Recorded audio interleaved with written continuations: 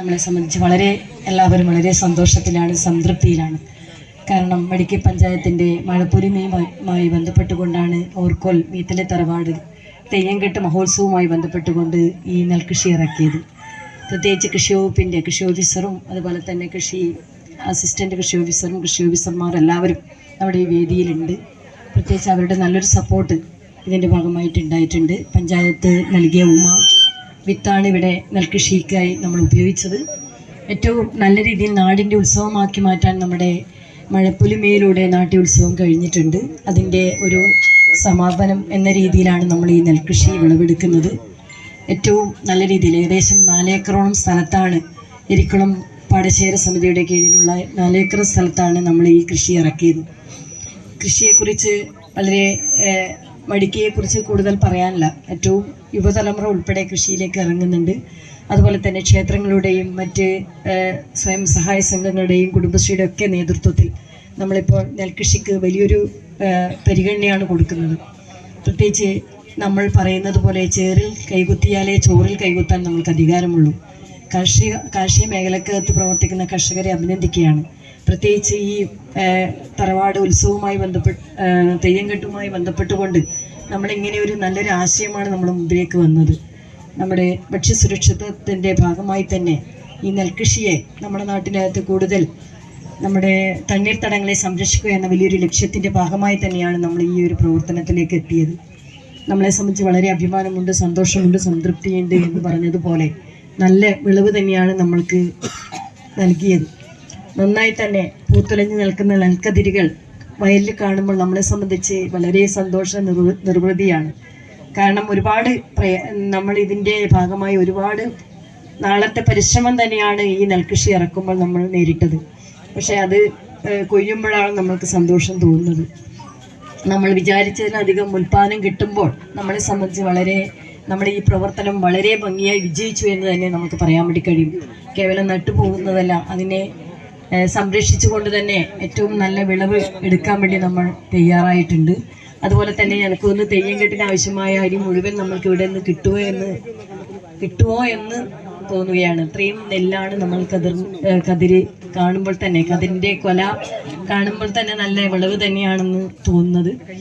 പ്രത്യേകിച്ച് ഈ മേഖലക്കകത്ത് എല്ലാ തരത്തിലുള്ള സപ്പോർട്ട്, പ്രത്യേകിച്ച് എരിക്കുളം ക്ഷേത്രത്തിൻ്റെ സപ്പോർട്ട് നല്ല രീതിയിൽ കിട്ടിയിട്ടുണ്ട്. അതുപോലെ തന്നെ മടിക്കൈക്കകത്തുള്ള വിവിധ ക്ഷേത്രങ്ങളുടെ നല്ല പിന്തുണ ഇതിൻ്റെ ഭാഗമായി കിട്ടിയിട്ടുണ്ട്.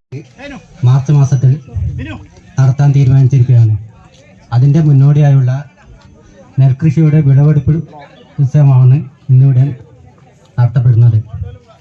നമ്മുടെ ക്ഷണം സ്വീകരിച്ച് ഇവിടെയൊക്കെ എത്തിയിട്ടുള്ള വിശിഷ്ട വ്യക്തികളെ നമ്മുടെ പഞ്ചായത്ത് പ്രസിഡന്റ് ഈ പരിപാടിയിലേക്ക് സ്വാഗതം ചെയ്യുന്നു.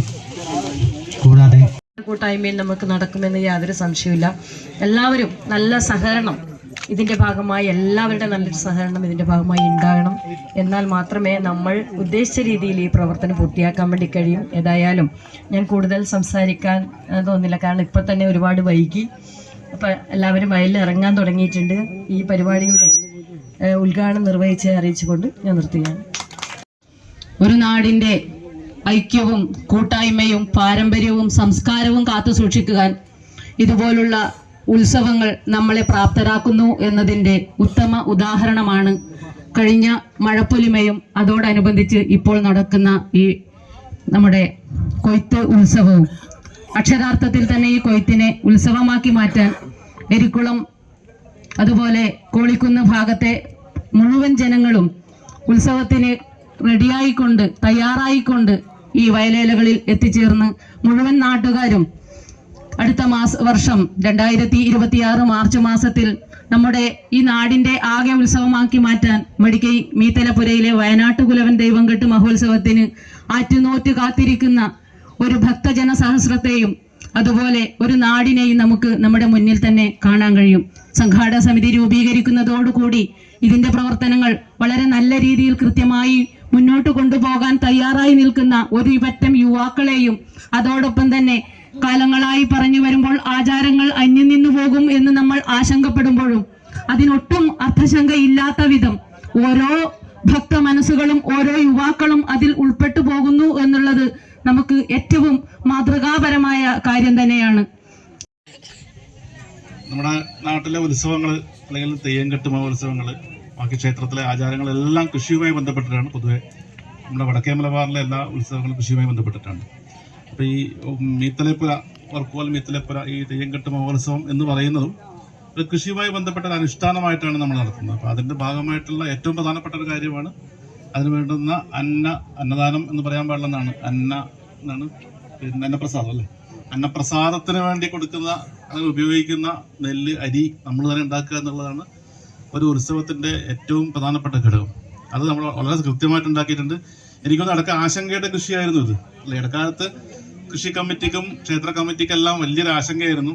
നമ്മൾ ഒരുപാട് കഷ്ടപ്പെട്ട് ചെയ്ത ഈ കൃഷി ഉൽപാദനം ഇല്ലാണ്ട് അല്ലെങ്കിൽ വിളവില്ലാണ്ട് നശിച്ചു പോകുന്നുള്ള ആശങ്കയുള്ള സമയത്തും ഞാൻ ആ കമ്മിറ്റിക്കാരോട് കൃത്യമായി പറഞ്ഞതാണ്, ഇത് ഉമയാണ് തന്നിരിക്കുന്നത്, ഉമ നെൽവിത്താണ്. ഉമയെ ഞങ്ങൾക്ക് 100% വിശ്വാസമാണ്, നിങ്ങളെ ചതിക്കില്ല എന്ന് ഞാൻ പറഞ്ഞിരുന്നു. കാരണം നമ്മുടെ ശുഭാംശു ശുക്ല ബഹിരാകാശത്ത് പോകുമ്പം കൊണ്ടുപോയ വിത്തിൽ ഒന്ന് ഉമയാണ് നമ്മൾ മനസ്സിലാക്കുന്നത്. അത്രയും വിശ്വാസയോഗ്യമായ കേരളത്തിൻ്റെ കാലാവസ്ഥയ്ക്ക്, പ്രത്യേകിച്ച് വടക്കേ മലബാറിൻ്റെ കാലാവസ്ഥയ്ക്ക് അനുയോജ്യമായ ഉമ നമ്മളെ ചതിക്കില്ല. അപ്പം എനിക്ക് തോന്നുന്നു ഇപ്പോഴത്തെ കാഴ്ചയിൽ വളരെ നല്ല വിളവാണ്, 100 മേനി തന്നെ പറയാം. അതിന് പിന്നിൽ എല്ലാവരുടെയും പ്രവർത്തനം മാത്രമല്ല, എല്ലാവരുടെയും പ്രാർത്ഥനയുണ്ടായിരുന്നു. അപ്പം ഏതായാലും ഈ ഒരു ധന്യമുഹൂർത്തത്തിൽ കൃഷി വകുപ്പിൻ്റെതായ എല്ലാവിധ ആശംസകളും അറിയിക്കുന്നു, എല്ലാവിധ പിന്തുണയും അറിയിക്കുന്നു. ആദരണീയരായ ക്ഷേത്ര സ്ഥാനികർ, മറ്റ് വിശിഷ്ട വ്യക്തിത്വങ്ങൾ, വാർഡ് മെമ്പർമാർ, വളരെ പ്രധാനപ്പെട്ട ഒരു ചടങ്ങാണ് നടക്കാൻ പോകുന്നത്. കൃഷി ഓഫീസർ പറയുകയായി അന്നപ്രസാദം നൽകുന്നത് ഏറ്റവും വിലപ്പെട്ട ഒരു കർമ്മം തന്നെയാണത്. 10,000-കണക്കിന് ആൾക്കാർക്ക് നമ്മൾ ഏകദേശം കലവറ നിറച്ചാൽ പൂവാളുന്നത് മുതൽ അവിടെ വരുന്ന മീത്തലപ്പുരയിൽ വരുന്ന എല്ലാ ഭക്തജനങ്ങൾക്കും ഭക്ഷണം കൊടുക്കാനുള്ള ഏകദേശം അരി ഇവിടെ കിട്ടാനുള്ള സാധ്യത കാണുന്നുണ്ട്. എല്ലാവരും സജ്ജരായി നിൽക്കുകയാണ്. എന്നിരുന്നാലും പറഞ്ഞു പോകേണ്ടതുണ്ട്, നമ്മളെ കാസർഗോഡ് ജില്ലയിൽ വയനാട്ടുകുലം ദൈവംകെട്ട് നടക്കുന്ന 8 തറവാടുകളിലാണ് വയനാട്ടുകുലം തെയ്യംകെട്ട് ഇപ്രാവശ്യം നടക്കുന്നത്. 2026 ഫെബ്രുവരി ആദ്യ വാരങ്ങളിൽ തുടങ്ങി. നമ്മുടെ മടിക്കൈ പഞ്ചായത്തിൽ മീത്തലപ്പുഴ നടക്കുന്ന തെയ്യംകെട്ട് ഈ വർഷത്തെ 8ൽ 2ാമത്തെ തെയ്യംകെട്ട് മഹോത്സവമാണ്. പസുർഗ് ഏരിയയിൽ 6 കാസർഗോഡ് ഏരിയയിൽ 2 തെയ്യംകെട്ടുമാണ് നടക്കുന്നത്. ഏകദേശം മാർച്ച് ഏപ്രിൽ മാസമാകുമ്പോഴേക്ക് ഈ 8 തെയ്യംകെട്ടും കഴിഞ്ഞ് വളരെ ഭംഗിയോടുകൂടി ഇന്നത്തെ ഈ ഭക്തിസാന്ദ്രമായ ചടങ്ങിന് ഒരു ആശംസാ പ്രസംഗം നടത്താൻ യോഗം ലഭിച്ചതിൽ ഞാനേറെ ചാരിതാർത്ഥ്യനാണ്. നമുക്കറിയാം, വടക്കേ മലബാറിൽ മാത്രമുള്ള ഈ തെയ്യംകെട്ട് മഹോത്സവങ്ങൾ 1-2 മാസമല്ല, 4-5 മാസമായി അങ്ങ് നീണ്ടു വന്ന ഉത്സവങ്ങളാണ്. അതിലെ ഏറെയും പ്രധാനപ്പെട്ട ചടങ്ങാണ് അന്നദാനം. അപ്പോൾ നമുക്കറിയാം, മീത്തലേപ്പുരയിൽ നടക്കുന്ന ഈ 2026 മാർച്ച് മാസത്തിൽ നടക്കുന്ന ഈ തെയ്യംകെട്ട് മഹോത്സവത്തിന് നമ്മുടെ എല്ലാ നാട്ടുകാരുടെയും സേവനം ഇന്നു മുതൽ തുടങ്ങുന്നതാണ്. ഈ കൊയ്ത്ത് ഉത്സവത്തോടെ ആരംഭിക്കുകയായി. ഇത് കഴിഞ്ഞാൽ പിന്നെ കൂവാളക്ക ചടങ്ങ്, മറ്റു കാര്യങ്ങളുമായി മുന്നോട്ട് പോവുകയാണ്. അപ്പോൾ ഈ നന്ദാപുരം ശ്രീ ഗോപാലകൃഷ്ണ ക്ഷേത്ര സ്ഥാനികരുടെയും ക്ഷേത്ര കഴകത്തിലെ മെമ്പർമാരെയും എല്ലാവിധ പരിപൂർണ സഹകരണങ്ങളും ആശംസകളും അറിയിച്ചുകൊണ്ട് എൻ്റെ ഈ ചെറുവാക്ക് അവസാനിപ്പിക്കുന്നു. നന്ദി, നമസ്കാരം. നടത്തിയ നെൽകൃഷിയുടെ കൊയ്ത്തുത്സവമാണ് ഇപ്പോൾ നടന്നുകൊണ്ടിരിക്കുന്നത്. ഈ കൊയ്ത്തുത്സവത്തിനും അതുപോലെ തന്നെ വരാനിരിക്കുന്ന തെയ്യംകെട്ട് മഹോത്സവത്തിനും എരിക്കുളം ശ്രീ വേട്ടക്കുറവൻ ക്ഷേത്രത്തിൻ്റെയും സ്ഥാനികരുടെയും നാട്ടുകാരുടെയും എല്ലാവരുടെയും എല്ലാവിധ ആശംസകളും നേരുന്നു.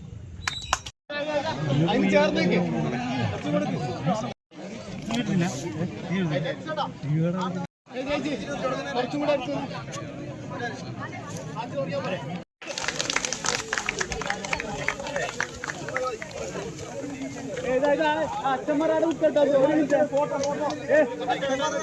അവരോടൊന്നും നിൽക്കാൻ പറ.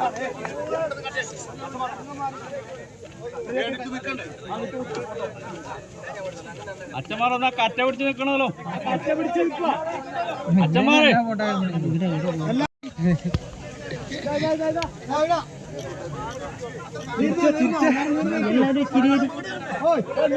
കറ്റ പിടിച്ച് നിൽക്ക്,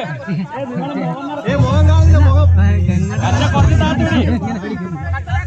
മുഖം കാണുന്ന മാതിരി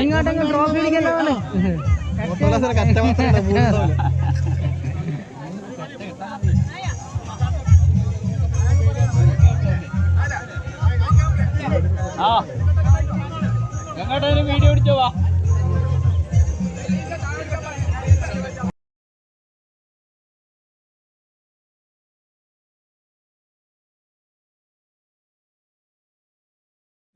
ഓഡിറ്റോറിയത്തിൽ വെച്ചാണ് മുഴുവൻ ആൾക്കാരെ പഠിപ്പിച്ചത്.